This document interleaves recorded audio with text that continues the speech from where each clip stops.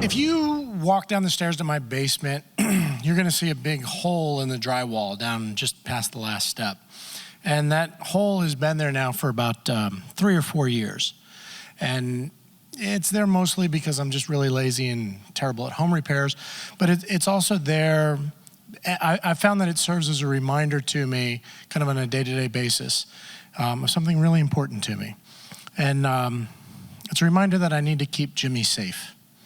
Because you see, that hole was put there by Jimmy's head when Jimmy took a stumble down the stairs one day, and it's okay, he was fine.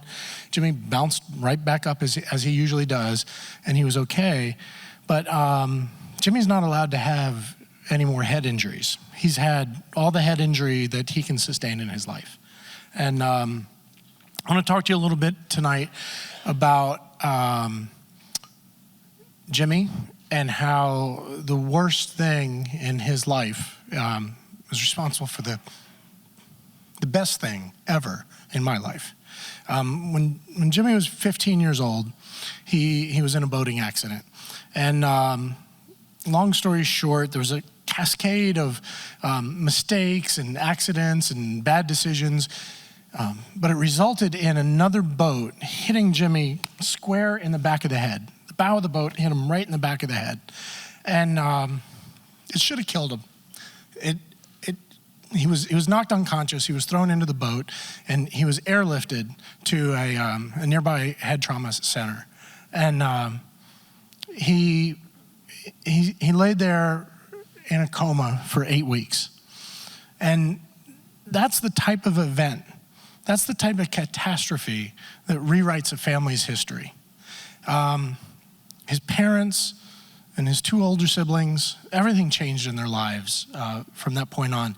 In those 8 horrible weeks and the agonizing months that followed as he tried to rehab, everything about their lives changed. And in fact, his oldest sister ended up leaving college in Connecticut, where she was going to school, and she moved back home to the Philadelphia area where they lived to help her family deal with this terrible trauma. About that same time, I was a reporter at the York Daily Record, 90 miles away. And the biggest story that I was covering that year was the brutal beating of David Rapiza. And I don't want to go into that tonight. I don't want to go into any details about that tonight. But David was punched in the head so hard that he was knocked unconscious before he ever hit the ground. And while he lay there on Cherry Lane, somebody literally stomped on his head. And I spent the rest of that year covering that story, and I spent weeks with his family. And I stood by his bedside with his mother and his family there while we looked at his body, unrecognizable there in that bed with his head swollen up like a watermelon. For weeks, he lay there in a coma. And I became consumed with that story. I learned everything that I could about closed head trauma, the particular type of trauma that he sustained and how difficult his recovery would be and what it would be like. And by an amazing coincidence, that's when I met Jimmy's sister. I was out with some friends in a nightclub in the Philadelphia area one night and met her. We started talking.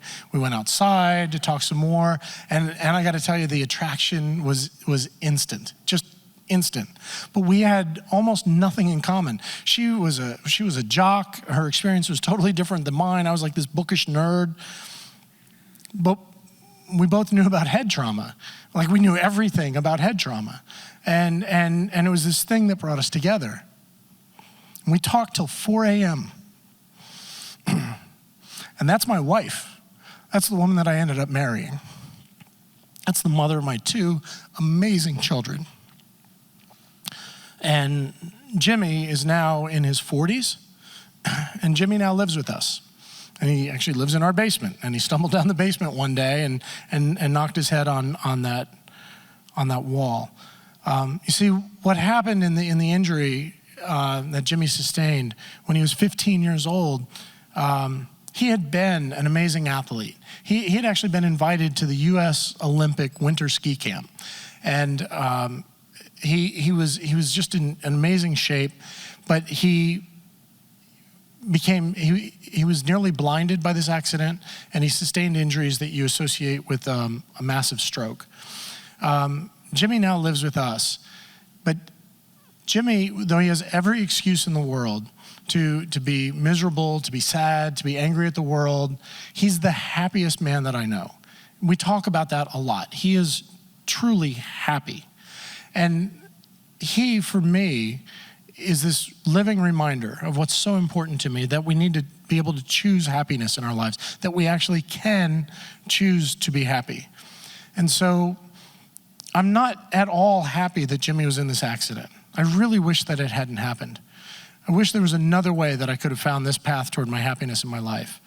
But I'm really, really grateful that Jim Fry is in my life, and I'll never have any regrets that Jim Fry is living in my home.